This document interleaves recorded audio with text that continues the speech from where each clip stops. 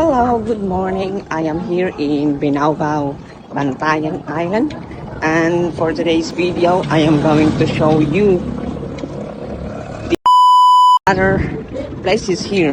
But today I am going to Santa Fe. So I will update you later.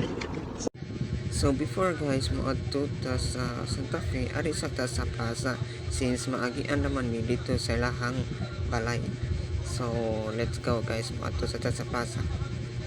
So mauni ang sulod sa plaza guys.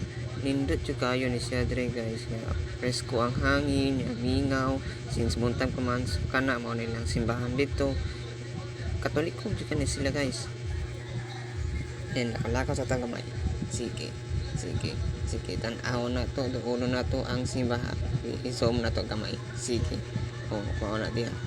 So, yes, it's very close. So, diri guys, morning lang sakyanan dito. Motor ni siya pero mura siya og jeep. So, since minga pa man ako ra ang pasahero. So, karon guys, sakay na ta diri, ako ra sa mingaw jud kaayo kay buntag pa man sayo, kailangan man ta. So, maglaglaan sa ka o smile dia ringi dito.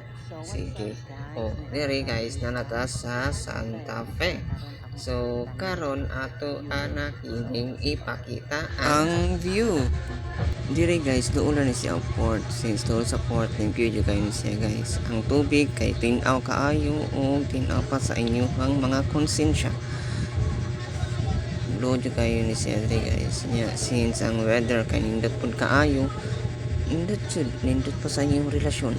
So diri maglakaw sa ta since nindot kayo nindot kayo picturean pero ako raman isa, so ako lang sa magsulod lang sa ta wa sa tay photographer. So diri mao ni siya ang Santa Fe. Nindot jud kay ni siya diri guys. So diri mga on sa ta kay layo man tang gigikanan, laagan mata, so inom sa tag tubig para di ta matukan. Diri guys ikaon ko diri guys. Igutom naman ko guys. Dahil ngita pa matang motor para rentahan. So update you later.